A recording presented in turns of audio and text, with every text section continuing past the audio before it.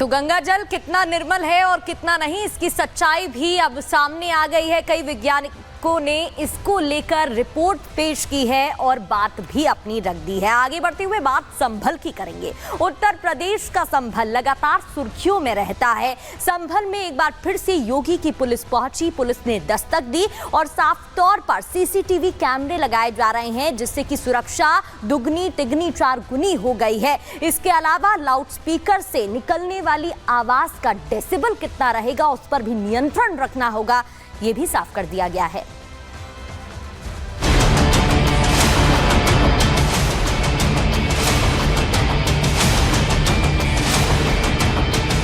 संभल की जामा मस्जिद सुर्खियों में बनी हुई है। सर्वे और बवाल के चलते सुर्खियों में आई इस मस्जिद में आज एक बार फिर योगी की पुलिस ने दस्तक दे दी। पुलिस के पहुंचने से हड़कंप मच गया। पुलिस की टीम पहले मस्जिद पहुंची, मस्जिद कमेटी के लोगों से बात की। इसके बाद कुछ जवान जामा मस्जिद की छत पर पहुंच गए, जहां जांच पड़ताल की गई। दरअसल सीएम योगी ने लाउडस्पीकर को लेकर सख्त आदेश जारी कर दिए हैं, जिसको अमली जामा पहनाने के लिए सूबे की पुलिस खासा एक्टिव है। सीएम के आदेश का उल्लंघन ना हो, इसी मंशा से संभल पुलिस भी शाही जामा मस्जिद पहुंची थी। संभल से सभी धार्मिक स्थलों में पूर्व से ही नियमानुसार लाउड स्पीकरों को हटवाया जा चुका है, परंतु वर्तमान में भौतिक सत्यापन का किया जा रहा है। यदि कहीं पर विधि विरुद्ध लाउड स्पीकर लगाए गए अथवा चलाए गए तो इन प्रकरण में विधिक कार्रवाई सुनिश्चित की जाएगी। संभल और संभल की ये मस्जिद काफी संवेदनशील है। यही वजह है कि प्रशासन नहीं चाहता कि फिर एक बार संभल का माहौल खराब हो। संभल में फिर से 24 नवंबर जैसे हालात ना बने, इसके लिए जिला प्रशासन हर वो काम कर रहा है जो लॉ एंड ऑर्डर कायम करने के लिए जरूरी है। भविष्य में अराजकता फैलाने वालों पर निगरानी रखने और तनाव के हालातों को टालने के लिए सीसीटीवी कैमरों की मदद ली जाएगी। संभल में अब 127 जगहों पर 300 सीसीटीवी कैमरे लगाने की तैयारी कर ली गई है। पूरे शहर को सिटी सर्विलांस के तहत सीसीटीवी कैमरे से लैस करने जा रहे हैं, ताकि संभल की सुरक्षा और आगे इस टाइप की कोई ऐसी घटनाएं ना हो, उसको पूरे तरह से कैद करने का प्लान है। और जिलाधिकारी महोदय के द्वारा इस समिति में 2 करोड़ रुपये 15 वित्त आयोग से प्रस्तावित किया है। लगभग 127 स्थान हमने आइडेंटिफाई किया है पुलिस विभाग के सहयोग से। 300 कैमरे लगने हैं और पीटीजेड कैमरे भी लगेंगे। इन सीसीटीवी कैमरों में वॉइस कंट्रोलर रहेगा। इन सीसीटीवी कैमरों का कंट्रोलिंग सिस्टम सभी थानों के पास होगा, जिससे अराजक तत्वों पर हर वक्त नजर रखी जा सकेगी।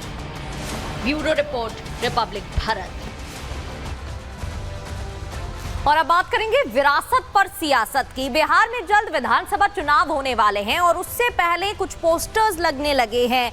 इन पोस्टर्स में लिखा गया है कि नीतीश कुमार की सुपुत्र निशांत कुमार जल्द सियासत में एंट्री ले सकते हैं। इस तरीके की बातों के बाद सियासी गलियारों में चर्चा तेज है और सियासत भी गर्माती नजर आ रही है। रिपोर्ट आपको दिखाते हैं।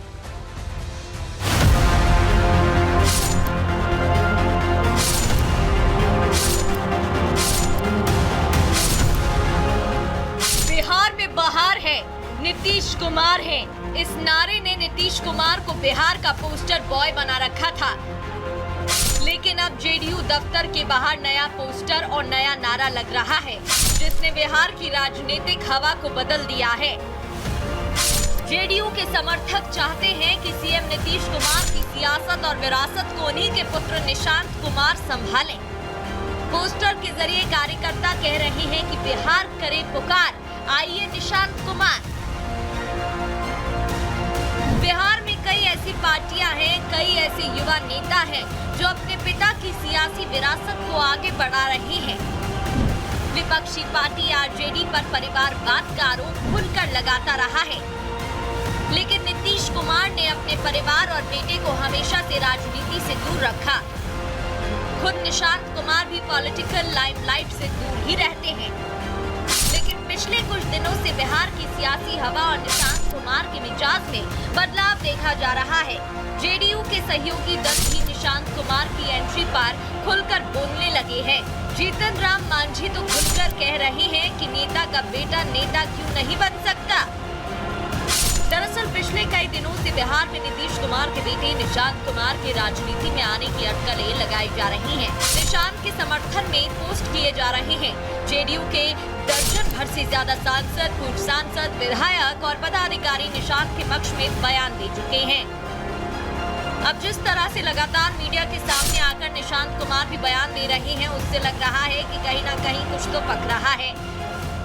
हम भाई अब जब उन लोग चाहें तब करा सकते हैं। इलेक्शन कमीशन तो आपको पता ही है, लोकतंत्र का और संविधान का कैंसर के रूप में काम कर रहा है। पूरी तरीके से जो है चेयर लीडर जो होता है ना बीजेपी का, वो है इलेक्शन कमीशन। तो जब चाहे तब वो लोग कर रहे हैं। लेकिन निशांत जी को सोचना पड़ेगा, जो आज उनके पिताजी के साथ जो लोग हैं, चाहे सम्राट चौधरी हों, विजय सिन्हा हों, या नरेंद्र मोदी जी हों, या चिराग पासवान हों। चिराग पासवान जी तो प्रेस कॉन्फ्रेंस करके कहते थे नीतीश जी का दिमाग खराब हो गया, स्वस्थ नहीं है। मांझी जी कहते थे स्वस्थ नहीं है। तो जो आज नीतीश जी के साथ जो लोग खड़े हैं, प्रधानमंत्री तो डीएनए का सवाल उठाते थे। निशांत की एंट्री से तेजस्वी को कोई परेशानी नहीं है, लेकिन जेडीयू के सहयोगी दल उनकी आंखों की किरकिरी बने हुए हैं, क्योंकि एनडीए के सहयोगी दल बिहार में कई मोर्चे पर आरजेडी का खेल खराब कर रहे हैं। नीतीश कुमार खुद राजनीति के मंझे हुए खिलाड़ी हैं। शायद यही कारण है कि विपक्षी दल चाहते हैं कि निशांत की एंट्री हो तो नीतीश राजनीति से संन्यास ले लें। जिसके अंदर ये भाव है कि मैं आऊं सामने आके, क्यों कोई विरोध करे। अगर हम नीतीश जी के लिए भी जब कहते हैं तो वो चिंता उनको लेकर के होती। ये खुला मैदान है, कोई किसी के आने से क्यों ऐतराज करेगा। एकदम अच्छी बात है, आना चाहिए। नीतीश कुमार जी के बेटे का पूरा अधिकार है, सौम्य है, विनम्र है, पहले ही लेट कर दिए, एकदम आना चाहिए। और बेटे आएंगे तो विभीषण लोगों से जनता दल यू बचेगा, बेटे को नेतृत्व करना चाहिए। ये बयान बता रहे हैं कि बिहार विधानसभा चुनाव से पहले कई बड़े परिवर्तन देखने को मिल सकते हैं।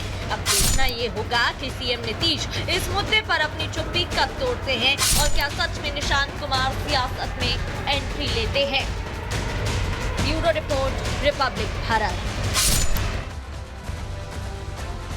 इधर महाराष्ट्र और कर्नाटक के बीच भाषा को लेकर फिर से बखेड़ा खड़ा हो गया है। कर्नाटक के बेलगावी में कथित तौर पर महाराष्ट्र के ड्राइवर पर कन्नड़ बोलने का दबाव बनाया गया, लेकिन जब वो कन्नड़ नहीं बोल पाया तो उसके वाहन पर ब्लैक स्प्रे कर दिया गया। महाराष्ट्र तक अब हंगामा है।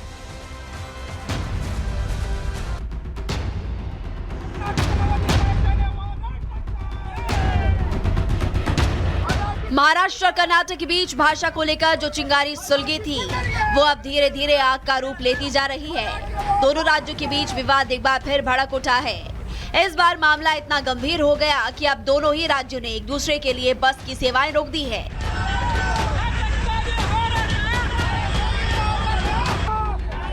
आरोप है कि शनिवार को जब महाराष्ट्र की परिवहन बस कर्नाटक के बेलगावी पहुंची तो वहां कुछ लोगों ने गाड़ी को रोककर ड्राइवर को मराठी में बात करने से इनकार किया और कन्नड़ में बात करने के लिए कहा। और जब ड्राइवर कन्नड़ भाषा में बात नहीं कर पाया तो उसके साथ बदसलूकी की गई। फिर ड्राइवर के चेहरे और बस पर काली पोत दी गई।